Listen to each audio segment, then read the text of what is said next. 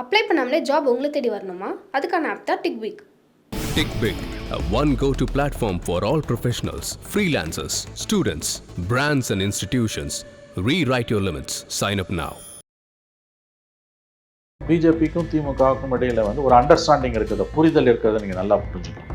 ஒரு வருஷத்துக்கு முன்னாலெல்லாம் பிரச்சாரம் பண்ணுறதுன்றது ரொம்ப ஒரு விதத்தில் அபத்தமானது. நிர்வாகத்தில் கவனம் செலுத்த வேண்டிய முதலமைச்சர் அடுத்த ஆண்டு தேர்தலையே கவனம் செலுத்துறதும், தமிழ்நாட்டோட வளர்ச்சி என்பது கேலி கூத்தானது, வளர்ச்சியும் கிடையாது, ஒரு டேஷும் கிடையாதுங்க. திராவிட மாடல் ஆட்சியோட சாதனை 2 லட்சம் ரூபாய் கிட்னியை வைக்கிறது. இது எல்லாமே காசு கொடுத்து கூட்டம் அப்படின்றாங்க. எடப்பாடிக்கு இல்லை, ஸ்டாலினுக்கு, உதயநிதி ஸ்டாலினுக்கு யாராக இருந்தாலும் காசு செலவுப்படுது உண்மை. காசு செலவு பண்ணாமல் இன்னைக்கு கூட்டம் வருதுன்னா அது விஜய்க்கு மட்டும்தான். ஒவ்வொரு பிஜேபி தொண்டரோட கடமை எடப்பாடி பழனிசாமி அவர்களை 2026 தேர்தலில் முதலமைச்சர் ஆக்கணும். எலெக்ஷனில் நிற்க போறாருன்னு கேள்விப்படுறேன். இன்னைக்கு எடப்பாடி பழனிசாமி நிலைமை என்ன விலை கொடுத்தும் திமுகவை ஆட்சி கட்டிலிருந்து அகற்றணும். அதுக்கு எந்த தியாகத்துக்கும் தயார். எழுதி வைத்துக் கொள்ளுங்கள், அவங்க கூட்டணி வெற்றி பெற்றால் அவர் பாஜகவுக்கு அமைச்சரவையில் இடம் கொடுப்பார். அதில் எந்த சந்தேகமும் உங்களுக்கு வேண்டாம். அமைச்சரவையில் பாஜகவுக்கு அவர் இடம் கொடுப்பார். 9 ஆஃபீஸரில் 8 சீனியர் ஆஃபீஸரை விட்டுட்டு சீனியாரிட்டியில் 9ஆவதாக இருக்க ஒரு அதிகாரியை தூக்கி பொறுப்பு டிஜிபியாக போடுறாங்க. பொறுப்பு டிஜிபி போடக்கூடாதுன்னு சுப்ரீம் கோர்ட் உத்தரவு இருக்குது. அதை கொஞ்சம் கூட மதிக்காமல் காற்றுல பறக்க விட்டுட்டு போடுறாங்க. அண்ணாமலை ஒருத்தர் தான் அதை நேற்று பேசுகிறாரு புள்ளி விவரத்தோட. ஒரு கட்சி இன்னைக்கும் பேருக்கும் பேசல. அவர் நேற்று பேசும்போதே சொல்கிறார், இந்தியாவில் தமிழ்நாட்டில் எந்த கட்சியும் வாய் திறக்கலன்னு. அவர் சொல்லி 24 மணி நேரம் இன்ன வரைக்கும் அவனும் வாய் திறக்கல. எதிர்கட்சியெல்லாம் மொத்தமாக கொலாப்ஸ் ஆகி கிடக்குதுங்க. அதிமுக பிஜேபி கூட்டணி இந்த 11ஆம் தேதி 5 மாதம் அது கூட்டணி அறிவிச்சு அமித்ஷா. இந்த கூட்டணியில் புதுசாக யாருமே சேரல. தேமுதிக தானே 2 பேர்ட்டையும் பேசுகிறாங்க. எங்கே பேரம் படிதோ அங்கே போயிடுவாங்க. ஒரே நேரத்தில் 2 பேர்ட்ட பேசுவாங்க, ஓப்பனாக பேசுவாங்க. டிடிவி என்ன சொல்லலாம், டிசம்பர் மாதத்தில் தான் எங்களோட கூட்டணி குறித்தான நிலைப்பாடை வெளியிடுவோன்ற. சார் பிஜேபி அதாவது இன்னைக்கு அதிமுக போய் பிஜேபியோட கொலாவுதுன்னு திமுகவோட தொங்கு சதைகளும் அறிவாலி அல்சேஷன்களும் இன்னைக்கு அப்படியே கச்சை கட்டிக்கிட்டு குதிக்கிறாங்க. ஏதோ தமிழ்நாட்டுக்கு பெரிய கேட்டை கொண்டு வந்துட்டாங்க. இதை திமுக செய்யும் போது இவங்கெல்லாம் எங்கே இருந்தாங்க? நாளைக்கு தனக்கு ஒரு நெருக்கடினா திமுக அதை செய்யும். இது மக்கள் பார்த்து கொண்டிருக்கிறார்கள். எதிர்கட்சிகளுடைய ஒற்றுமையின்மை தான் இன்றைக்கு திமுகவுடைய மிகப்பெரிய பலம். அதில் எந்த சந்தேகம் வேணும். எதிர்கட்சிகள் ஒன்றுபட்டால் ஆட்சி மாற்றம் உறுதி. அதற்கு வாய்ப்பு குறைவு என்பதுதான் இப்போது இடைநாள். சார் வணக்கம் சார். சார், இன்னைக்கு இந்த எபிசோடில் முழுக்க நான் ஏடிஎம்கே உடைய எலெக்ஷன் நோக்கி அவங்களுடைய நகர்வுகள், அவங்களுடைய செயல்பாடுகள் குறித்து தான் உங்ககிட்ட விவாதிக்கணும்னு நினைக்கிறேன் சார். குறிப்பாக எடப்பாடி பழனிசாமி அவர்கள் கிட்டத்தட்ட 100 தொகுதிக்கு மேலே சுற்றுப்பயணத்தை முடிச்சிருக்காரு. இன்னைக்கு 4ஆம் கட்ட எலெக்ஷன் சுற்றுப்பயணமாக மதுரையில் களமிறங்கியிருக்காரு. ஸோ அவங்க எலெக்ஷனுக்கான மூவில் என்ன மாதிரியான செயல்பாடுகளில் ஈடுபட்டு வராங்க, அது எல்லாமே அவங்களுக்கு கை கொடுக்குதா? இப்போ அவங்களோட எந்த ஒரு பிளேஸில் அவங்க இருக்காங்க சார்? தமிழக வரலாறுலேயே முதன்முறையாக ஓராண்டுக்கு முன்பே தேர்தல் பிரச்சாரத்தை தொடக்கியவர்கள் மு.க.ஸ்டாலினும் எடப்பாடி பழனிசாமியும் என்று தான் இருக்க வேண்டும். ஸ்டாலின் தொடங்கினதால தான் உங்களுடன் ஸ்டாலின் அவர் போக ஆரம்பித்தது, ரோட் ஷோ போக ஆரம்பித்ததால் எடப்பாடி வேறு வழியே இல்லாமல் அவர் களத்தில் இறங்கினார். இது இதுக்கு முன்னோடி ஸ்டாலின் தான். ஏன்னா ஒரு வருஷத்துக்கு முன்னாலெல்லாம் பிரச்சாரம் பண்ணுறதுன்றது ரொம்ப ஒரு விதத்தில் அபத்தமானது. நிர்வாகத்தில் கவனம் செலுத்த வேண்டிய முதலமைச்சர் அடுத்த ஆண்டு தேர்தலையே கவனம் செலுத்துறதும், மக்கள் பிரச்சனைகளை பேசி குறிப்பிட்ட இஷ்யூஸில் மக்கள்கிட்ட போய் அந்தந்த பிராந்தியத்தில் போராட வேண்டிய எடப்பாடி பழனிசாமி, எதிர்கட்சிகளை ஒன்று சேர்த்து போராட வேண்டிய எடப்பாடி பழனிசாமி அதை விட்டுட்டு தேர்தல் பிரச்சாரத்துக்கு போனதும் ரெண்டுமே விந்தையிலும் விந்தை. இது என்ன அரசியல்னே புரியல. 2 பேருமே முதல்ல இதை பிள்ளையார் சொல்லி போட்டது ஸ்டாலின், எடப்பாடி அடுத்த கட்டத்துக்கு அதை அடியொற்றி நடக்க ஆரம்பிச்சிட்டார். பாலிடிக்ஸில் சொல்லுவாங்க, a day is a long day in politics. ஒரு நாள் என்பதே அரசியலில் நீண்ட நாள் ஒன்று. இன்றைக்கி ஒரு வருஷத்துக்கு முன்னால் கேம்பெயின் ஆரம்பிக்கிறீங்க. ஆப்கி பார் 400 பார்னு மோடி சொன்ன மாதிரி 200+ன்னாரு ஸ்டாலின். அப்புறம் ஆல் 234னாரு. அப்புறம் 31, 36, 41னாரு. எடப்பாடி அது உடனே வழியில் என்ன பண்ணார், அவர் பிரச்சாரத்தை ஆரம்பித்தார். ஆட்சி மாற்றம் உறுதினார். நிர்வாகத்தில் கவனம் செலுத்த வேண்டிய முதலமைச்சர் தேர்தல் பிரச்சாரத்திலும், மக்கள் பிரச்சனைகளை பேச வேண்டிய எதிர்கட்சி தலைவர், எதிர்கட்சி ஒற்றுமையை உருவாக்க வேண்டிய அனைத்து கட்சிகளையும் ஒரு அணியில் சேர்க்க வேண்டிய எதிர்கட்சி தலைவர் தன்னுடைய தேர்தல் பிரச்சாரத்தில் ஈடுபடுவது என்பது ஒரு விதத்தில் என்னை பொறுத்த வரைக்கும் ரொம்ப ஆரோக்கியமற்ற ஒரு அவலமான அரசியல் தான். தமிழ்நாடு அதை சந்திச்சுக்கிட்டு இருக்கு. எலெக்ஷன் எங்கேயோ கிடக்கு சார். இப்போ என்ன பிரச்சாரம்? ஏன் சார் அந்த ஒரு பாயிண்ட்டுக்கு வராங்க? ஏன்னா 2 பிரதான கட்சிகளுமே ஏன் ஒரு வருஷத்துக்கு முன்னாடியே இந்த பொலிட்டிக்கல் கேம்பெயினை ஸ்டார்ட் பண்ணக்கூடிய சூழலுக்கு ஏன் வராங்க? ஆரம்பித்தது ஸ்டாலின். இது ஆரம்பித்தது ஸ்டாலின். வேறு வழி இல்லாமல் எடப்பாடி அதுக்கு இறங்கி போக வேண்டிய கட்டத்துக்கு வந்துட்டார். இன்றைக்கி எடப்பாடி பழனிசாமி நிலைமை என்ன விலை கொடுத்தும் திமுகவை ஆட்சி கட்டிலிருந்து அகற்றணும். அதுக்கு எந்த தியாகத்துக்கும் தயார். எழுதி வைத்துக் கொள்ளுங்கள், அவங்க கூட்டணி வெற்றி பெற்றால் அவர் பாஜகவுக்கு அமைச்சரவையில் இடம் கொடுப்பார். அதில் எந்த சந்தேகமும் உங்களுக்கு வேண்டாம். அமைச்சரவையில் பாஜகவுக்கு அவர் இடம் கொடுப்பார். எந்த தியாகத்துக்கும் அவர் தயார். அவரை பொறுத்த வரைக்கும் திமுகவை ஆட்சி கட்டிலேருந்து அகற்றணும். இன்றைக்கி திமுக அது அண்ணா திமுக நிலைமையில் இருந்ததுன்னா திமுகவும் அதை தான் செய்யும். திமுகவும் இன்றைக்கி எதிர்கட்சியாக இருந்ததுன்னா இதையே தான் செய்யும். 1999 ஆட்சியை காப்பாற்றுறதுக்கு கருணாநிதி போய் பிஜேபி காலில் விழுந்து 6 எம்பிஸை கொடுத்து ஆதரவு கொடுத்து அப்படி ஒரு ஓட்டில் கவுந்த பிறகு பிஜேபியோட 4.5 ஆண்டுகள் பயணப்பட்டு மத்தியில் வளமான இலாக்காக்களை வைத்து கொண்டிருந்தவர்கள் திமுககாரர்கள். எனக்கு நன்றாக ஞாபகம் இருக்கிறது. அப்போ வந்து சிபிஎம் பொதுச்செயலாளர் கிருஷ்ணன் சிங் சுர்ஜித், ஜெயலலிதா அவரை போய் டெல்லியில் தலைமை அலுவலகத்தில் பார்த்து அவங்க கட்சி ஆஃபீஸில் பார்த்துட்டு அப்போ வந்து அவர்கிட்ட கேள்வி கேட்டாங்க. இந்த ஜெயலலிதா பக்கத்தில் வச்சுட்டு அவர் பதில் சொல்கிறார், ஊழல் தான் பிரதான எதிரி, மதவாதம் இல்லை அப்படின்னு சொல்கிறாரு. ஜெயலலிதா தான் பிரதான எதிரி அப்படின்னு முரசொலி மாறன் சொல்கிறாரு, கருணாநிதி சொல்கிறாருன்னப்போ சுர்ஜித் சொன்னது, ஐ couldn't understand how can an individual be more dangerous than an ideology. ஒரு சித்தாந்தத்தை விட ஒரு தனிநபர் எப்படி பெரிய எதிரியாக இருக்க முடியும்? ஜெயலலிதா தான் எங்களுக்கு பெரிய எதிரி, மதவாதம் இல்லைன்னு முரசொலி மாறன் சொன்னார். அதுக்கு சொன்ன பதில் கருணாநிதி சொன்னார். அதுக்கு சொன்ன பதில் அதாவது இன்றைக்கி அண்ணா திமுக போய் பிஜேபியோட கொலாவுதுன்னு திமுகவோட தொங்கு சதைகளும் அறிவாளி அல்சேஷன்களும் வந்து இன்றைக்கி வந்து அப்படியே கச்சை கட்டிக்கிட்டு குதிக்கிறாங்க. ஏதோ தமிழ்நாட்டுக்கு பெரிய கேட்டை கொண்டு வந்துட்டாங்க. இதை திமுக செய்யும்போது இவங்கெல்லாம் எங்கே இருந்தாங்க? நாளைக்கு தனக்கு ஒரு நெருக்கடினா திமுக இதை செய்யும். இவ்வளோ பேசின திமுக ராஜ்நாத் சிங்கை கூட்டின்னு வந்து கருணாநிதி நாணயத்தை வெளியிடும்போது வெக்கமே இல்லாமல் போய் அதில் இந்த கூட்டணி கட்சிகள் 2 இடதுசாரிகளும் காங்கிரஸும் விசிகாவும் உக்காந்தாங்கல்ல. அப்போ இனிச்சுது அவங்களுக்கு பிஜேபி. இந்த கூட்டம் அன்னைக்கு அந்த கருணாநிதி நினைவு நாணய வெளியிட்டு விழாக்கு அமித்ஷா வந்திருந்தால் நீங்கள் போயிருப்பீங்களா? போயிருக்க மாட்டீங்கல்ல. போயிருந்தால் அது எவ்வளோ பேர் நெருக்கடி உண்டு. ஏன் மோடியே கூட வந்திருக்கலாம். இத்தனையும் கருணாநிதி மேலே மோடிக்கு தனி பாசம் உண்டு. கருணாநிதி நோய் விட்டுருக்கும்போது வீட்டில் வந்து பார்த்தாரு. கருணாநிதி மரணம் அடைஞ்ச பிறகு நாடாளுமன்றத்தையும் ஒரு நாள் ஒத்தி வச்சுட்டு நேரில் வந்து ராஜாஜியால் கருணாநிதி பூத உடலுக்கு அஞ்சலி செலுத்தினவர் மோடி. ஒரு முன்னாள் முதலமைச்சருக்கெல்லாம் அப்படி மோடி எங்கேயுமே போனது கிடையாது. அதோட தொடர்ச்சியாக பார்த்தீங்கன்னா பிஜேபிக்கும் திமுகவுக்கும் இடையில் வந்து ஒரு அண்டர்ஸ்டாண்டிங் இருக்குது, புரிதல் இருக்கிறத நீங்கள் நல்லா புரிஞ்சுக்கலாம். மக்களவை தேர்தல்கள் அவ்வளோ பேசிட்டு மோடியை கடைசியில் எலெக்ஷன் முடிஞ்ச 4வது மாதம் ஆகஸ்ட் மாதம் 2024 ராஜ்நாத் சிங்கை வர வச்சு கருணாநிதி சமாதியில் சுற்றி பார்த்தார். அவர் ஞாபகம் இருக்குல்ல? நாணயத்தை வெளியிட்டு அவர் பேசின பேச்சுக்கு பிறகு அடுத்த நாள் ஸ்டாலின் போட்ட பதிவு வந்து இரவு முழுவதும் என்னால் தூங்க முடியவில்லை, ராஜ்நாத் சிங்கின் புகழுரைகளை கேட்டுட்டார். இது எவ்வளோ பெரிய முரண்பாடு யோசிச்சு பாருங்கள். இது எவ்வளோ பெரிய முரண்பாடு. உங்களுக்கு வேணும்னு போது பிஜேபியை நீங்கள் அரவணைக்கிறீங்க. அப்போ 25 வருஷத்துக்கு முன்னால் 4 வருஷம் மந்திரி பதவியில் இருந்ததை மட்டும் நான் சொல்லலை. இன்றைக்கும் நீங்கள் அரவணைக்கிறீங்க உங்களுக்கு வேணும்னா. நாளைக்கு தேவைன்னா நீங்களும் போய் கூட்டணி சேருவீங்க, சத்தியமாக சேருவீங்க. அதிமுக கையேறு நிலையில் இருக்குது, அவங்க போய் சேர்ந்துட்டாங்க. இன்றைக்கி ஒரு பிரச்சாரம் போயிருக்காரு, 100 தொகுதியை முடிச்சுட்டு இன்றைக்கி மதுரையில் அடுத்த கட்டத்தை துவங்குறாரு. பட் அந்த கூட்டணி பலவீனமாக இருக்குன்றதான் உண்மை. அதிமுக பிஜேபி கூட்டணி இந்த 11ஆம் தேதி வந்துன்னா 5 மாதம் ஆகுது கூட்டணி அறிவிச்சு அமித்ஷா. இந்த கூட்டணியில் புதுசாக யாருமே வந்து சேரலை. ஒரு கட்சி கூட இதில் புதுசாக வந்து சேரலை. அடுத்த பெரிய கட்சியாக கருதப்படுகிற பாட்டாளி மக்கள் கட்சி அப்பா மகன் சண்டையில் நடுத்தருக்கு வந்து சந்திச்சிருக்குது. மாற்றி ஒருத்தருக்கு ஒருத்தர் வீடியோ போடுறது, ஆபாசமாக பேசிக்கிறது, 2 தரப்பும் வந்து கைகளை போன்று தான் இல்லையா வழியாக மற்றபடி வந்து தினமும் ஒருவர் மீது ஒருவர் புழுதிவாரி தூற்றிக்கொண்டு அவங்களே அவங்க கட்சிக்கு அப்பாவும் மகனும் பாட்டாளி மக்கள் கட்சிக்கு கொள்ளி வைத்து கொண்டிருக்கிறார்கள். மற்றதெல்லாம் லெட்டர் பேட் பார்ட்டிஸு. அப்போ இந்த கூட்டணி டேக் ஆஃபே ஆகலை. பிரிஞ்சவங்களை எடப்பாடி ஒன்று சேர்த்தாருன்னா கூட இதுக்கு ஒரு வலுவாக இருக்கிறது அதிமுக என்ற தோற்றம் ஏற்படும். ஓபிஎஸ்ஸே அவர் சேர்க்கலை. இப்போ டிடிவிக்காக திருசங்க சொர்க்கமாக இருக்கார். அவர் என்டிஏல இருக்காரா இல்லையான்னு தெரியல. சசிகலா ஒரு பக்கம் அறிக்கை வெளியிடுறாங்க.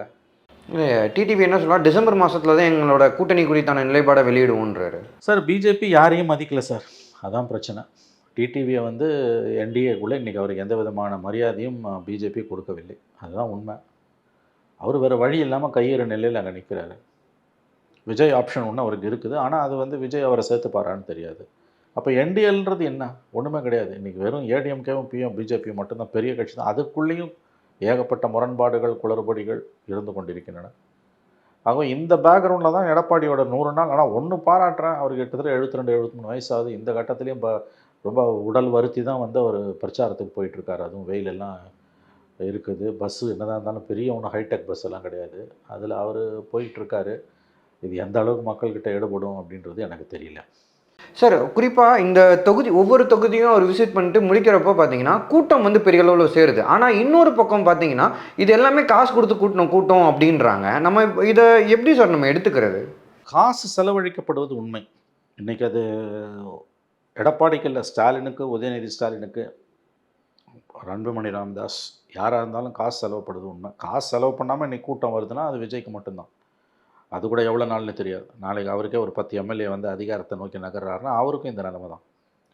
காசு செலவு அழிக்கப்படுகிறது எடப்பாடி கூட்டத்தில், கூட்டம் கூட்டுவதற்கு என்பது உண்மை. ஆனால் வெறும் காசால் மட்டும் அந்த கூட்டம் கூடவில்லை. வெறும் காசால் நீங்கள் கூட்டத்தை கூட்டுறதுன்னா பிஜேபி கிட்ட இல்லாத பணம் இல்லை. ஏன் ஒரு நிர்மலா சீதாராமனுக்கு இன்றைக்கி எடப்பாடி கூட்டுற கூட்டத்தில் 4ல் ஒரு பங்கு கூட்டத்தை கூட்டி காட்ட சொல்லுங்களேன், முடியாது. அதாவது கூட்டம் கூட்டுவதற்கு காசு தேவை. ஆனால் காசு இருந்தால் மட்டும் கூட்டம் கூடிவிடாது. அதை தாண்டி ஒரு அரசியல் செல்வாக்க வேண்டும். எல்லா தலைவர்களுடைய கூட்டங்களுக்கும் இன்றைக்கு கூட்டம் வருவது என்பது காசு செலவு பண்ணி தான். ரோட் ஷோக்கு, ஸ்டாலின் ரோட் ஷோக்கு காசு செலவு பண்ணி தான் கூட்டு வராங்க. எடப்பாடியோட பொது கூட்டங்களுக்கு காசு செலவு பண்ணி தான் கூட்டு வராங்க. அன்புமணியோட கூட்டங்களுக்கு காசு செலவு பண்ணி தான் கூட்டு வராங்க. சீமானுக்கும் விஜய்க்கும் மட்டும்தான் செலவு பண்ணாமல் கூட்டம் வருது. அதில் எந்த சந்தேகம் வேணும். ஆகவே காசு செலவு பண்ணுறாங்கன்றது வந்து பார்ட் ஆஃப் த கேம். ஆனால் வெறும் காசால் மட்டும் இவ்வளோ கூட்டம் கூடிடாது. காசு கூட்டின கூட்டம்னு அதை ஒதுக்கி தள்ளிட்டு போயிட முடியாது. அப்போ 300 ரூபாய்க்கு வந்து 400 ரூபாய்க்கு 500 ரூபாய்க்கு வந்து நிற்கிறதுக்கு கூட்டம் இருக்குன்னா தமிழ்நாட்டில் வந்து வருமா அந்த அளவுக்கு இருக்குன்னு அர்த்தம். ஏதோ பெரிய புள்ளி விவரத்தை வச்சு பீத்திக்கிறீங்க நீங்கள். மத்திய அரசு புள்ளி விவரம் கொடுத்துச்சு அப்படின்னு இண்டு பேப்பரில் இவ்வளோ பெரிய கட்டுரை எழுத வச்சு அதை நீங்களே எடுத்து மறுபடியும் போட்டு நாள் பூரா விவாதிக்கிறீங்கல்ல. இந்தியாவிலே நாங்கள் தான் வந்து வளர்ச்சியில் உயர்ந்த இடத்துல இருக்க மாநிலம். 2011க்கு பிறகு இப்போ தான் வளர்ச்சி வந்திருக்கு தமிழ்நாட்டில். இந்த 14 வருஷம் நம்மலாம் வந்து இதுக்கு வந்து திருவோடியந்தி தான் சாப்பிட்டோம், பிச்சை எடுத்து தான் நாங்கள் நம்ம எல்லோரும் சாப்பிட்டோம். ஆடைகள் இன்றி தான் நாம் அணிவகுத்து சென்றோம் சாலைகளில். எத்தியோப்பியா மாதிரி தான் தமிழ்நாடு இருந்தது. இவங்க வந்த பிறகு தான் 4 வருஷத்தில் வளர்ச்சி வந்துச்சு. அப்படி ஒரு பில்டப் கொடுக்குறாங்கல்ல.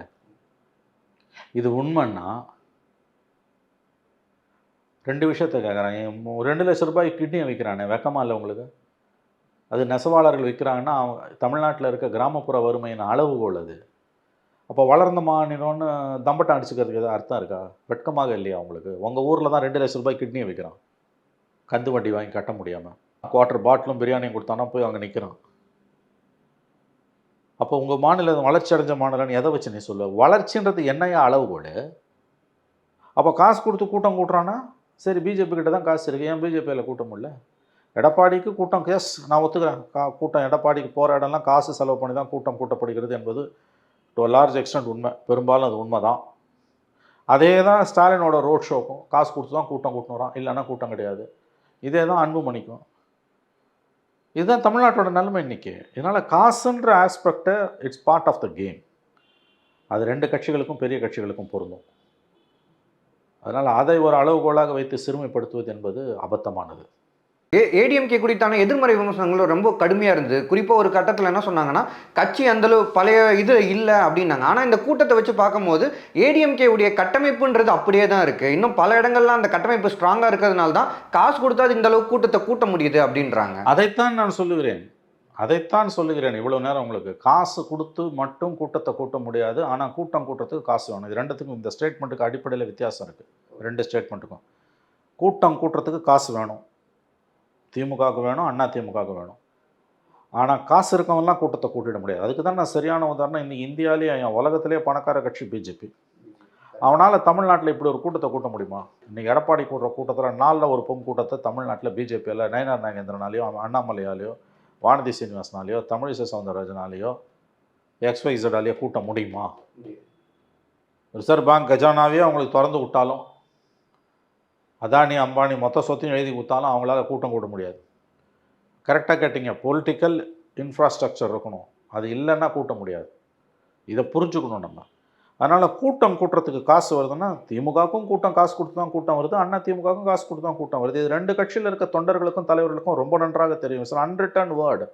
அது காசு கொடுத்து கூட்டம்னு இழிவுபடுத்துறது, மக்களை இழிவுபடுத்துகிற வேலை. காசு கொடுத்தா 300 ரூபாய்க்கும் குவார்ட்டர் பாட்டிலுக்கும் பிரியாணிக்கும் மக்கள் வந்து நிற்கிறாங்கன்னா அப்போ தமிழ்நாட்டோட வளர்ச்சி என்பது வந்து கேலி கூத்தானது. வளர்ச்சியும் கிடையாது, ஒரு டேஷும் கிடையாதுங்க. உங்கள்கிட்ட இருக்க மீடியா பலத்தை வச்சு நீங்கள் வந்து உங்களுக்கு நீங்களே மாலை போட்டுக்கிட்டு தம்பட்டை அடிச்சுக்கிட்டு உங்களுக்கு நீங்களே விளம்பரத்தை கொடுத்துக்கிறீங்க. இல்லாட்டி ஏன் 2 லட்ச ரூபாய்க்கு கிட்னியை வைக்கிறான், இல்லைனா ஏன் 300 ரூபாய்க்கு வந்து அரசியல்வாதி பேச்சை கேட்கறதுக்கு நடு ரோட்டில் நிற்கிறான் வெயில்ல? அங்கே புரியுதா புரியலையா உங்களுக்கு? அப்போ அதை பற்றி ஏன் எவனும் பேச மாட்டேன்றான்? காசு கொடுத்தான். காசு கொடுக்குற அளவுக்கு தானடா உன் ஜனங்கள் நீ வச்சுருக்க. திராவிட மாடல் ஆட்சியோட சாதனை 2 லட்சம் ரூபாய் கிட்னியை வைக்கிறது நெசவாளர்கள். இன்னொரு சாதனை 300 ரூபாய் கொடுத்தா கூட்டத்தை கூட்டுறது. அப்போ எங்கே இருக்குது உங்கள் வளர்ச்சி, உங்களோட புள்ளி விவரங்கள் எல்லாம்? அப்போ இதுதான் இன்றைய தமிழகத்தின் நிலைமை. வளர்ச்சி குறியீடுகளில் நம்ம முன்னால் இருக்க உண்மைதான். ஆனால் 2 லட்சத்துக்கு கிட்னியை வைக்கிறானே, அதை பற்றி பேச மாட்டிங்களா எவனோ? ஸோ இந்த முரண்பாட்டில் தான் திமுக வண்டி ஓடுது. ஏன்னா மீடியா 90% திமுக காலடியில் கொத்தடிமையாக உட்காந்துருக்கு. எதிர்க்கட்சிங்களுக்கு புத்தி இல்லை, இமேஜினேஷன் இல்லை. லட்டு மாதிரி எவ்வளோ விஷயத்தை கையில் கொடுத்தாலும் எதிர்க்கட்சிகளால் அதை உபயோகப்படுத்திக்க முடியல. நேற்று டிஜிபி அப்பாயின்மெண்ட்டில் ஒரு பெரிய குளறுபடி நடந்திருக்கு, கேலி கூத்து நடந்திருக்கு. 9 ஆஃபீஸரில் 8 சீனியர் ஆஃபீஸரை விட்டுட்டு சீனியாரிட்டியில் 9ஆவதாக இருக்க ஒரு அதிகாரியை தூக்கி பொறுப்பு டிஜிபியாக போடுறாங்க. பொறுப்பு டிஜிபி போடக்கூடாதுன்னு சுப்ரீம் கோர்ட் உத்தரவு இருக்குது. அதை கொஞ்சம் கூட மதிக்காமல் காற்றுல பறக்க விட்டுட்டு போடுறாங்க. அண்ணாமலை ஒருத்தர் தான் அதை நேற்று பேசுகிறாரு புள்ளி விவரத்தோட. ஒரு கட்சி இன்றைக்கும் பேருக்கும் பேசல. அவர் நேற்று பேசும்போதே சொல்கிறார், இந்தியாவில் தமிழ்நாட்டில் எந்த கட்சியும் வாய் திறக்கலன்னு. அவர் சொல்லி 24 மணி நேரம் ஆகுது, இன்ன வரைக்கும் அவனும் வாய் திறக்கல. எதிர்கட்சியெல்லாம் மொத்தமாக கொலாப்ஸ் ஆகி கிடக்குதுங்க. மீடியா 1-2 விரல் விட்டு எண்ணக்கூடிய மீடியாவை தவிர மற்றதெல்லாம் திமுக காலடியில் கொத்தடிமையாக உட்காந்துருக்குது. எவ்வளோ பெரிய இஷ்யூஸ் இது. டிஜிபி 8 பேர் டிஜிபி சீனியாரிட்டியை பைபாஸ் பண்ணி 9ஆவதாக ஒரு ஆளை பொறுப்பு டிஜிபி நீ போடுற. பொறுப்பு டிஜிபி போடக்கூடாதுன்னு ஏற்கனவே சுப்ரீம் கோர்ட் சொல்லியிருக்குது. காற்றுல பறக்க விட்றீங்க. இதை கேள்வி கேட்க எதிர்கட்சிகளுக்கு துப்பு இல்லை. இதே இன்றைக்கி எடப்பாடி பீரியட் நடந்தால் திமுக இன்றைக்கி தமிழ்நாடு பூரா ஸ்தம்பிக்க வச்சுருக்கோம். ஒரு தொலைக்காட்சி இன்றைக்கி விவாதத்துக்கு எடுக்கல. இதுக்கு மத்தியில் தான் அரசியல் பண்ண வேண்டியிருக்கு எடப்பாடி. அவரே அப் டு த மார்க் பண்ணலையாங்க. ஒரு எதிர்கட்சியான முழு எதிர்கட்சியாக எடப்பாடியாலே ஃபங்க்ஷன் பண்ண முடியலையே. எவ்வளோ இஷ்யூஸ் அவருக்கு இந்த இஷ்யூ பேசினார். அவர் டிஜிபி நியமனத்தில் மோசடி நடக்குது அப்படின்னு ரெண்டு தடவை பேசினார். கவர்மெண்ட் அதை பற்றி கண்டுக்காமல் திருத்திக்காமல் அட்டுழியத்தை தொடருதுன்னா அப்பாயின்மெண்ட்டு பொறுப்பு டிஜிபி போட்டோன்னா பொங்கி எழுந்திருக்க வேணாம். இன்றைக்கி காலையில் ப்ரெஸ் மீட் வச்சு நாராக திமுக கவர்மெண்ட்டை கீழ்ச்சிருக்க வேணாம். ஒன்றுமே இல்லையே. அவங்க தொலைக்காட்சிங்க, அவங்க ஆதரவு தொலைக்காட்சியிலையும் அது ஒரு இஷ்யூ இல்லை. அவங்கள சுற்றி இருக்கவங்களும் அதை பற்றி எதுவுமே பேசலை. ஏன் தயங்குறாங்க சார்? இப்போ பின்னாடி பிஜேபி மாதிரி ஒரு கட்சி சப்போர்ட்டுக்கு இருந்தும் ஏன் தயங்குறாங்க? எந்த விஷயத்தையும் என் கையில் எடுக்க மாட்டுறாங்க. புத்தி இல்லை. பிஜேபிக்கு சுத்தமாக புத்தி இல்லை. அண்ணாமலை இருந்த வரைக்கும் அது ஏதோ 4 விஷயம். இப்போ இன்றைக்கி கூட பார்த்தீங்கன்னா அந்த இஷ்யூ அவர் தான் பேசியிருக்காரு. டிஜிபி இஷ்யூ அவர் தான் பேசியிருக்காரு. இன்றைக்கி டிஎன்பிசியில் நடக்கிற பிரச்சனைகளை பேசியிருக்காரு.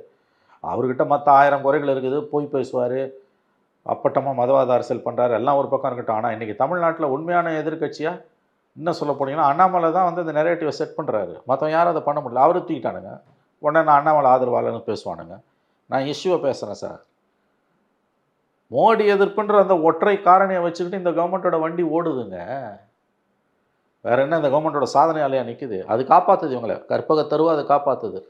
அள்ள குறையாத அக்ஷய பாத்திரமாக காப்பாற்றுது. எடுக்க குறையாத காமதேனுவா அது காப்பாற்றுது. சட்டசபை தேர்தலையும் அதை உங்களுக்கு கை கொடுக்குமா? கொடுக்காது, சத்தியமாக கொடுக்காது. மோடி எதிர்ப்பு பார்லிமெண்ட் எலெக்ஷனை கொடுத்த மாதிரி அசம்பிளி எலெக்ஷனை கொடுக்காது. ஆனால் இவங்க அப்படி தான் கட்டமைக்க விரும்புகிறாங்க. எல்லா பழியும் தூக்கி மோடி மேலே போட்டு. சரி, நீ வந்து ஆர்டிஎல்ல இந்த குழந்தைங்களுக்கு வந்து இப்போ சேர்றதுக்கு பணம் கொடுக்கல, 600 கோடி என்னமோ கட்டணும், மத்திய அரசு கொடுக்கல. அது பண்ணுறான், பச்சை தப்பு பண்ணுறான், அந்த மாற்று கருத்து இல்லை. மாநில அரசு இந்த வருஷம் அதை சரி பண்ணலாம்ல போட்டு, அப்புறம் கோர்ட்டில் கேஸ் போட்டு வாங்கலாம்ல. 43 லட்சம் மாணவர்களோட படிப்பு போகுது. ஆர்டிஇ இவங்க ஸ்டேட் கவர்மெண்ட் அந்த போர்ட்டலே ஓப்பன் பண்ணல. காங்கிரஸ் எம்பி சசிகாந்த் சந்திர உண்ணாவிரதம் வந்து அவர் ஆபத்தான கட்டத்தில் அரசு மருத்துவமனையில் இருக்கார். காங்கிரஸ்லேயே வேறு எவனும் அதை பற்றி பேசலை. சசிகாந்த் செந்தில் உண்ணாவிரதம் உட்காந்து மருத்துவமனையில் டியூபு போட்டு அவருக்கு சிகிச்சை கொடுக்குறாங்க. மற்ற எம்பிலாம் எங்கே போனாங்க என்னன்னே தெரில. புத்தக வெளியீட்டாளரில் இருக்காங்க, ஊர்கதை பேசிகிட்டு இருக்காங்க. காங்கிரஸ் கட்சியே அதை கண்டுக்கல, திமுகவில் யாருமே கண்டுக்கல. கோர்ட்டு கேஸ் போடுறதோடு விட்டாங்க கவர்மெண்ட்டில். ஒரு உண்ணாவிரத போராட்டம், பொது வெளியில் ஆர்ப்பாட்டம் எதுவுமே இல்லையே. அப்போ பாலிடிக்ஸ்ன்றதே வந்து இங்கே வந்து அங்கே எப்படி மோடிக்கு எதிராக 0வோ இங்கே ஸ்டாலினுக்கு எதிராக 0. மீடியா கம்ப்ளீட்டாக வந்து அங்கே எப்படி 10 வருஷம் 12 வருஷமாக இல்லை பவர் எழுந்த காங்கிரஸ் உள் விவகாரத்தில் நாக்கில் பல்ல போட்டு போச்சுதோ அதே மாதிரி 4.25 வருஷமாக பதவி முன்னால் 4.25 வருஷத்துக்கு முன்னால் பதவி எழுந்த அண்ணா திமுக பற்றி தான் இன்றைக்கி தினம் விவாதிக்கிறோம்.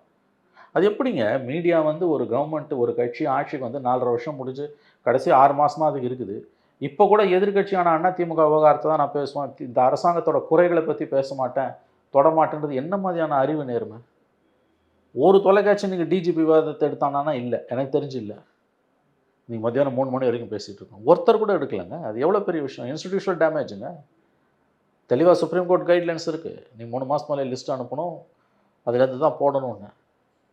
8 டிஜிபியை தூக்கிட்டு 9வது இருக்க டிஜிபியை நீ பொறுப்பு டிஜிபியாக போடுற.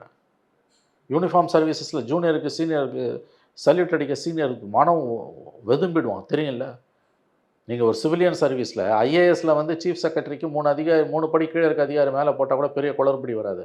ஆனால் ஐபிஎஸ்சில் போட்டிங்கன்னா பெரிய பிரச்சனை வராது. வித்தியாசமான வேலை அது. யூனிஃபார்ம் சர்வீசஸ் மிலிட்ரிலையும் போலீஸ்லையும் நீ அந்த மாதிரி விளையாட முடியாது. விளையாடுறாங்க. இதை கேட்காதில்ல. விளையாடுறது கூட இப்போ இஷ்யூ இல்லை. அதை ஒருத்தனாலையும் பேச முடியல.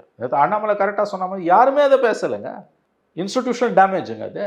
நாளைக்கு அடுத்து வரவெல்லாம் பொறுப்பு டிஜிபி அப்பாயின்ட் பண்ணுற புது கல்ச்சரை ஆரம்பிச்சுட்டு வச்சுட்டாங்க. அப்போ இந்த இடத்துல எதிர்கட்சியாக எடப்பாடி என்ன பண்ண போகிறாரு, எவ்வளோ பேச போகிறாரு? ஆனால் திமுக கிட்ட பலம் இருக்குது, மீடியா இருக்குது, அந்த நெரேட்டிவை செட் பண்ணுறாங்க. குறைஞ்சபட்ச மனசாட்சியை கூட கிடையாமல் அவங்க இல்லாமல் அவங்க வந்து பதவியை தக்க வைக்கிறதுக்காக எந்த எல்லைக்கும் போக திமுக துணிஞ்சிடுச்சு. இது மத்தியில் தான் எடப்பாடி ஃபங்க்ஷன் பண்ண வேண்டியிருக்கு. அவர் ஏதோ பண்ணுறாரு, பட் இது பத்தாது. சார், ரீசெண்டாக மூப்பனார் அவர்களுடைய நினைவு நாள் அன்னைக்கு அண்ணாமலை அவர்களும் வந்து ஒரே ஸ்டேஜில் எடப்பாடியோட பக்கத்துலேயே அமர்ந்திருந்தார். அது மட்டும் இல்லாமல் அண்ணாமலை அவர்கள் ரீசெண்டாக ஒரு ஸ்டேட்மெண்ட்டும் கொடுத்துருக்காரு. ஒவ்வொரு பிஜேபி தொண்டரோட கடமை வந்து எடப்பாடி பழனிசாமி அவர்களை 2026 தேர்தலில் முதலமைச்சர் ஆக்கணும் அப்படின்னு ஒரு ஸ்டேட்மெண்ட் வந்திருக்கு. ஸோ இந்த ஸ்டேட்மெண்ட் எப்படி பார்க்குறீங்க சார்? ஆமாம், அவருக்கு கொடுக்கப்பட்ட அழுத்தம் நீங்கள் கூட்டணியை உடைப்பது மாதிரி எதுவும் பேசக்கூடாது என்பது, அது திறம்பட செய்கிறாரு. ப்ளஸ் இந்த எலெக்ஷனில் அவர் நிற்க போகிறாருன்னு கேள்விப்படுறான். தன்னுடைய எந்த தொகுதியில் அவர் நின்னாலும் அதிமுக ஆதரவு இல்லாமல் அவர் வெற்றி பெற முடியாது. ஸோ இப்பயே வந்து அவர் பார்த்த கிளியர் பண்ணிக்கிறார். இதே எடப்பாடிக்கு எதிராக மிக கடுமையான விமர்சனங்களை முன்வைத்த அண்ணாமலை இப்போ போய் சேர்றாருன்னா இதுக்கு என்ன வித்தியாசம் இருக்குது? எதை வச்சு ஜஸ்டிஃபை பண்ணுவீங்க? ஒரு 2 காரணம் சொல்லுங்களேன். அன்றைக்கி ஏன் எழுத்தீங்க, அன்றைக்கி ஏன் போகிறீங்க? ஒன்றும் கிடையாது. அவர்கிட்ட அவர் என்ன சொல்கிறார், நான் இன்றைக்கி வந்து ஒரு சாதாரண தொண்டன், கட்சி தலைமை என்ன சொல்லுதோ அதன்படி தான் நான் நடக்கிறேன் அப்படின்றாரு. இப்போ கட்சி சொல்லி தான் திட்டினது அவரே ஒத்துக்கிறாரா? கீ கொடுத்த பொம்மைன்னு அவரே ஒத்துக்கிறாரு. கீ கொடுத்த பொம்மைன்னு ஒத்துக்கிறாரா? நம்ம பேசுறதுக்கு எதுவும் இல்லை. பட் கீ கொடுத்து பேசுகிறாரா, தானாக சுயம்பாக பேசுகிறாரா, அதை பற்றி எனக்கு பிரச்சனை இல்லைங்க. அவரை ஒருத்தராவது பேசுகிறாருங்க. டிஜிபி நியமனத்துலலாம் பாயிண்ட் பை பாயிண்ட் அவர் அழகாக பேசுகிறாரு. அதை நயினார் நாகேந்திரனுக்கு பேசக்கூட முடியலையாங்க. நயினார் நாகேந்திரன் தமிழ்நாடு பிஜேபி தலைவர்னு யாருக்குமே தெரியாது. ஒரு மாவட்ட தலைவர் லெவலில் தான் அவர் இருக்கார். இன்னமும் அண்ணாமலை கிடைக்கிற ட்ராக்ஷன் ஏன் நயினார் நாகேந்திரனுக்கு கிடைக்கல? சிம்பிளாக அண்ணாமலையால் நடத்த வேண்டிய பண்ணுற பாலிடிக்ஸை நயினாரால் பண்ண முடியல இல்லையா? சார், அண்ணாமலைக்கு பெரிய வரவேற்பு இருக்குது சார். அமித்ஷா அவங்க லாஸ்ட்டாக வந்து அந்த மதுரையில் பூத் கமிட்டி மீட்டிங் வந்ததாக இருக்கட்டும், நேற்று நிர்மலா சீதாராமன் அவர்கள் கலந்து கொண்ட அந்த விழாவாக இருக்கட்டும், அண்ணாமலைக்கு ரொம்ப பெரிய ரெஸ்பான்ஸ் இருக்குது பிஜேபி தொண்டர்கள் மத்தியில். ஆமாம். ஆனால் இப்போ நயினாருக்கு என்ன இருக்குது? ஏதாவது ஒரு 4 தப்பாக பேசுவார், பொய் பேசுவார் அண்ணாமலை, எல்லாம் கரெக்டு. ஆனால் அவர் சொன்னால் 4 பேர் கேட்டான்ல, மக்கள் மத்தியில் ஒரு மரியாதை இருந்தில்ல. தமிழ்நாடு பிஜேபி தலைவர் பேசுகிறாருன்னு மீடியாவில் பேஜ் 1ல் வந்ததில்லை. இப்போ நயினார் நாகேந்திரன் உள்ள 9ஆம் பக்கத்தில் இருக்கார். ஸோ எதிர்கட்சி கொலாப்ஸ். திமுகவோட மிகப்பெரிய பலம் தமிழ்நாட்டோட பலவீனம். நம்ம பல முறை பேசின மாதிரி Stalin is the most luckiest chief minister. எதிர்கட்சிகளே இல்லைன்னா அது ஆளுங்கட்சிக்கு ரொம்ப பலம், ஆனால் ஜனநாயகத்துக்கு பலவீனம், மிக பெரிய பலவீனம். வலிமையான எதிர்கட்சி தான் ஜனநாயகத்தோட பாதுகாவலன். அரசாங்கங்களிடமிருந்து மக்களை பாதுகாப்பது எதிர்கட்சிகளும் மீடியாவும் மட்டும்தான். இன்றைக்கி என்னென்னமோ நடக்குது. இது தமிழ்நாட்டுக்கு நல்லதாக படலை. பிஜேபி எதிர்ப்புன்னு அந்த ஒற்றை காரணியை வைத்துக்கொண்டு இங்கே கொள்ளை நடந்து கொண்டிருக்கிறது. பெருங்கொள்ளை நடக்கிறது. கடைசி ஒரு வருஷம் எப்பயுமே கொள்ளை அதிகமாக இருக்கும். அவங்க அளவுகோல் படியே இது ரொம்ப அதிகம். இது மக்கள் பார்த்து கொண்டிருக்கிறார்கள். எதிர்க்கட்சிகளுடைய ஒற்றுமையின்மை தான் இன்றைக்கு திமுகவுடைய மிகப்பெரிய பலம். அதில் எந்த சந்தேகம் வேணும். எதிர்க்கட்சிகள் ஒன்றுபட்டால் ஆட்சி மாற்றம் உறுதி. அதற்கு வாய்ப்பு குறைவு என்பது தான் இப்போதைய நிலைமை. சார், இப்போது இவ்வளோ நேரம் ஏடிஎம்கே பிஜேபி இந்த கூட்டணி பற்றி பேசணும் சார். அப்பார்ட் ஃப்ரம் தட், ஏன் அவங்களுக்கு வந்து கூட்டணி வந்து சேர்க்குறதுல இவ்வளோ திணறாங்க? லைக் பாமகவை உள்ளே கொண்டு வரதாக இருக்கட்டும், தேமுதிகவாக இருக்கட்டும். தேமுதிக பார்த்தீங்கன்னா ஒரு நாள் பிரேமலதா விஜயகாந்த் அவங்களோட சுற்றுப்பயணத்தில் திமுகவை ரொம்ப கடுமையாக விமர்சனம் பண்ணுறாங்க. அதுவும் என்னென்னா அந்த ரொம்ப ஹாட் டாப்பிக்கான அந்த ஓசின்னு சொல்லி சொன்னதை ரொம்ப அழுத்தமாக பதிவு பண்ணுறாங்க. இன்னொரு பக்கம் ஏடிஎம்கேல எடப்பாடி பழனிசாமி அவர்கள் நம்ப வைத்து முதுகில் குத்திட்டார் அப்படின்னு சொல்லி அந்த ராஜ்சபா சீட் இஷ்யூவையும் அவங்க முன்னிலைப்படுத்துகிறாங்க. ஆக்சுவலாக அவங்களோட பிளான் என்னவா சார் இருக்குது? தேமுதிக தானே 2 பேர்ட்டையும் பேசுகிறாங்க. எங்கே பேரம்படி தான் அங்கே போயிடுவாங்க. ஒரே நேரத்தில் 2 பேர்கிட்ட பேசுவாங்க. ஓப்பனாக பேசுவாங்க. மற்ற கட்சிகளுக்கும் தேமுதிகமான வித்தியாசம், மற்ற கட்சிகள் வந்து தேர்தல் நேரத்தில் பேரத்தை வந்து திரைச்சீலைகளுக்கு பின்னால் பிஹைண்ட் த டோர்ஸ் நடத்தும். தேமுதிக ஓப்பனாக நடத்தும். Open action. எங்களுக்கு இவ்வளோ தான் ரேட்டுன்னு அவங்க டிக்ளேர் பண்ணலையே தவிர மற்றபடி சொல்ல வேண்டியவங்களுக்கு சொல்லி அவங்க களத்தில் நிற்கிறாங்க. அவங்களுக்கு யார் அதிக பிட்டரோ அவங்களுக்கு போயிடுவாங்க. அவ்வளோதான். வேறு எந்த நாம்ஸும் அந்த கட்சி கிடையாதுங்க. வாக்கு வங்கி ரொம்ப ரொம்ப ரொம்ப ரொம்ப குறைவு. அதனால தான் பிஜேபி சேர்த்துக்க மாட்டேன்ட்டான். அமித்ஷாவை போய் பார்த்தப்போ அவர் முடியாதுன்ட்டார்ல, கேள்விப்பட்ட வரைக்கும் நான் சொல்கிறேன். விஜயகாந்த் மரணத்துக்கு பிறகு இவங்க எவ்வளோ அச்சீவ் பண்ணாங்க சேர்றதுக்கு, அவர் ஒத்துக்கல. ஏன்னா இவங்க கேட்குற டிமாண்ட் அவ்வளோ, நிறைவேற முடியாத ஆசைகளை வச்சா இதை சொல்லுவாங்க, தொந்திக்கு ஏற்ற மாதிரி தான் ஏப்பம் விடணும். இவ்வளோண்டு தொந்தி வச்சு இவ்வளோ பெரிய ஏப்பம் விட்டா அவன் இந்தியா பூரா ஆட்சி பண்ணி இந்தியா பூரா கொள்ளையடிக்கிற பிஜேபி ஒரு கட்சியோட உண்மையான பலம் என்ன பலவீனம் என்னன்னு தெரியாதா? இன்றைக்கி இந்த பக்கம் திமுகவை கட்டியும் பேசுகிறாங்க, ஏடிஎம் கட்டியும் பேசுகிறாங்க. சுதீஷ் போய் மூப்பனார் சமாதியில் என்டிஏ லீடர்ஸோட உட்காந்து போகிறான். பிரேமலதா ஏடிஎம்கேவை கண்டித்து அறிக்கை விளையாடுவாங்களாம். என்ன கதையாக இருக்குது அது? எந்த பக்கமும் பேரம், இதை ரெண்டு பக்கத்துலையும் இதை காமிச்சு அங்கே எடப்பாடி ஸ்டேட்மெண்ட்டை காமிச்சு ஸ்டாலின் கிட்ட பேரத்தை ஏற்றுறது, திமுகவை காமிச்சு எடப்பாடிகிட்ட பேரத்தை ஏற்றுறது. அவ்வளோதாங்க வெளிப்படையாக சொன்னேன். சார் ஆல்ரெடி நீங்கள் பல இன்டர்வியூஸில் வந்து பதிவு பண்ணியிருக்கீங்க, லைக் ஏடிஎம்கே பிஜேபியோட கூட்டணி வந்து உள்ள ப்ராப்பராக ஜெல் ஆகலை அப்படின்னு சொல்லி பதிவு பண்ணுவீங்க. ஆனால் இப்போ இந்த ஒரு தருணத்தில் அண்ணாமலை அவர்கள் இந்த மாதிரி எடப்பாடி பழனிசாமியை சிஎம் ஆக்குறது ஒவ்வொரு பிஜேபி தொண்டனோட கடமை அப்படின்னு பதிவு பண்ணுறாரு. எடப்பாடி பழனிசாமியுமே மாவட்ட செயலாளர்கள் மீட்டிங்கில் அண்ணாமலையை கண்டிக்காதீங்க, அண்ணாமலையை எந்த இடத்துலையுமே விமர்சனம் பண்ணாதீங்க அப்படின்னு சொல்கிறது, இது அவங்களுக்குள்ளே இருக்கக்கூடிய அந்த கூட்டணி ஃபார்மேஷனை ஸ்மூத் ஆக்குமா சார் இந்த ஒரு? இல்லை, அதுக்கான முயற்சிகள் தான் இது. அமித்ஷா வந்து அன்றைக்கி எடப்பாடிக்கு நேத்திருத்துவமே தமிழ்நாடுமே என்டிஏ சர்க்கார் பனேகான்னாரு. எடப்பாடி தலைமையில் தமிழ்நாட்டில் என்டிஏ அரசு அமையினார். அதுக்கு பிறகு அமித்ஷா வந்து என்டிஏலேருந்து என்டிஏ ஆட்சி அமையும், அதிமுகலேருந்து ஒருத்தர் சிஎம் ஆவார்னு அடக்கி வச்சிட்டார். அண்ணாமலை இப்போ சமீப நாட்களாக எடப்பாடியை வெளிப்படையாக ஆதரித்து அவர் தான் முதலமைச்சர்னு பேச ஆரம்பிச்சிருக்காரு. அதுக்கு ரெண்டு காரணம். தலைமை அவருக்கு அறிவுரை சொல்லியது அதிமுக உறவை அறுக்க வேண்டாம் என்று. ரெண்டாவது, அண்ணாமலை தனிப்பட்ட முறையில் எம்எல்ஏ தொகுதியில் வெற்றி பெறுவதற்கு எடப்பாடியோட ஆசீர்வாதமும் ஆறுதலும் தேவை. அதான், வேற ஒன்றும் கிடையாது. சார் இது வந்து இவங்க இப்போ அண்ணாமலை கொடுத்த ஸ்டேட்மெண்ட்டும் எடப்பாடி பழனிசாமி அவருமே வந்து அண்ணாமலை விமர்சிக்க வேணாம்னு சொல்கிறதுனால கட்சிக்குள்ளே ஒரு கட்சிக்குள்ளே ஒரு பலம் வரும். கட்சிக்குள்ளே வந்து ஒரு அந்த அனிமாசிட்டி குறையும், அந்த வெறுப்பு குறையும். ஏன்னா இவங்க பல குரல்களில் பேசுகிறாங்கன்றதான கட்சி மீதான விமர்சனமாக இருந்தது, அது இப்போ குறையும். நாள் ஆக ஆக இந்த ஒற்றுமை பலப்பட்டால் திமுக தலைவலியாக மாறும். ஒன்றுபட்ட அதிமுக உருவெடுத்துடுச்சுன்னா தயவு செஞ்சு புரிஞ்சுக்கோங்க. ஒன்றுபட்ட அதிமுக என்பது அது ஒரு காந்தம். எடப்பாடி, ஓபிஎஸ், டிடிவி, சசிகலா எல்லாம் சேர்ந்து ரெட்டையில் மட்டும் அவங்க கையில் இருந்தனா, சின்ன கட்சிகள் இருந்தால் கூட போதும். பிஜேபி இருந்தாலும் இல்லாட்டியும் ஆட்சி மாற்றத்தை கொண்டு வந்துடலாம். ஏன்னா விஜயெல்லாம் நாள் நெருங்க எவ்வளோ தூரம் பண்ணுவாருன்னு தெரியாது. அல்லது இழுபொறியிலேயாவது கொண்டு வந்து விட்டுடலாம் குறைஞ்சபட்சம், தனி மெஜாரிட்டி திமுக இல்லாமல். ஆனால் அதிமுக உடஞ்சி கடந்ததுன்னா, விஜயும் தனியாக நிற்கிறாருன்னா, அதிமுக வெற்றி பெற்று ஆட்சி அமைப்பது கடினம். அது கிளியர் அட்வான்டேஜ் ஃபார் டிஎம்கே. முதல்ல அதிமுக ஒன்று சேரணும். ரெண்டாவது, விஜய் வர்றதுக்கு எல்லா முயற்சியும் இவங்க மேற்கொள்ளணும். அது இல்லைன்னா கஷ்டம்தான், அதுவும் கஷ்டம்தான். பட் ஒன்றுபட்ட அதிமுக உருவெடுத்து சின்ன சின்ன கட்சிகளெல்லாம் ஒன்று சேர்த்து பிஜேபி இருந்தாலும் பரவாயில்லன்னு சேர்த்தாங்கன்னா டஃப் ஃபைட்டு. சார் ஒன்றுபட்ட அதிமுக அப்படின்றது அஃபிஷியலான ஒரு இன்ஃபர்மேஷன் வந்தால் தான் நம்மளால் சொல்ல முடியும் அவங்க ஒன்று சேர்றாங்களா இல்லையா. பட் ஆனால் இப்போ வந்து அதுக்கான சாத்தியக்கூறுகள், அதுக்கான அவங்க ஒன்றுபடுவதற்கான பர்சன்டேஜ்ன்றது எந்த அளவு சார் இருக்குது? ஏன்னா ரீசெண்டாக சசிகலா அவர்கள் வந்து ஒரு ஸ்டேட்மெண்ட் ரிலீஸ் பண்ணியிருக்காங்க, ஓபிஎஸும் அவர் பேசியிருக்காரு. ஸோ இதெல்லாம் வச்சு பார்க்கும்போது எப்படி சார்? கடினம் தான். ஒன்றுபட்ட அதிமுக உருவாவது கடினம். ஏன்னா வந்து அவ்வளோ தூரம் ட்ராவல் பண்ணிட்டாங்க. இபிஎஸ் ரொம்பவே ஓபிஎஸ்ஸை கேவலப்படுத்தி அனுப்பிட்டார். இப்போ ஓபிஎஸ் வந்தது எந்த நேரம் வர தயார்னு தான் அவர் சொல்கிறாரு. எடப்பாடி தான் சேர்த்துக்க மாட்டேன்றாரு. ஒருவேளை எலெக்ஷனுக்கு 3 மாதம் முன்னால் எடப்பாடி அவங்கள சேர்த்துக்கிட்டு, ஏன்னா இப்போ சேர்த்தா பிரச்சனை பண்ணுவாங்க, அப்போ சேர்த்துக்கிட்டு கூட வச்சுக்கிட்டாருனா கூட நல்லது தான். ஓபிஎஸ்ஸை உள்ளே சேர்க்கணும், டிடிவியோட அலைன்ஸ் போடணும். ஓபிஎஸ்ஸை உள்ளே சேர்க்கணும், டிடிவியோட கூட்டணி போகணும். காங்கிரஸ்லேருந்து பிரிஞ்சு போன சரத்பவாரும் சோனியா காந்தியும் மகாராஷ்டிராவில் அலையன்ஸில் இருக்க மாதிரி, அந்த மாதிரி பண்ணால் மட்டும்தான் தமிழ்நாட்டில் நீங்கள் ஆட்சி மாற்றத்தை கொண்டு வர முடியும். இண்டெக்ஸ் ஆஃப் அப்போசிஷன் யூனிட்டின்னு சொல்லுவாங்க இல்லையா, எதிர்கட்சியோட ஒற்றுமை என்பது தான் ஆளுங்கட்சியை வீழ்த்த உதவக்கூடிய நம்பர் 1 கிரைட்டீரியா. அதுவும் இன்றைக்கி பிஜேபி பலவீனமாக இருக்கக்கூடிய கட்டத்தில் அதை செய்ய முடியும். எதிர்கட்சிகளுக்கு புத்தி வேணும், அது இல்லைன்னா கஷ்டம்தான். ஓகே சார், நிறைய முக்கியமான விஷயங்களோட ஷேர் பண்ணிங்க சார். நேரம் வந்து நன்றிங்க சார். அப்ளை பண்ணாமலே ஜாப் உங்களை தேடி வரணுமா? அதுக்கான ஆப் தான் டிக்பிக். TickBig, a one go-to platform for all professionals, freelancers, students, brands and institutions. Rewrite your limits. Sign up now.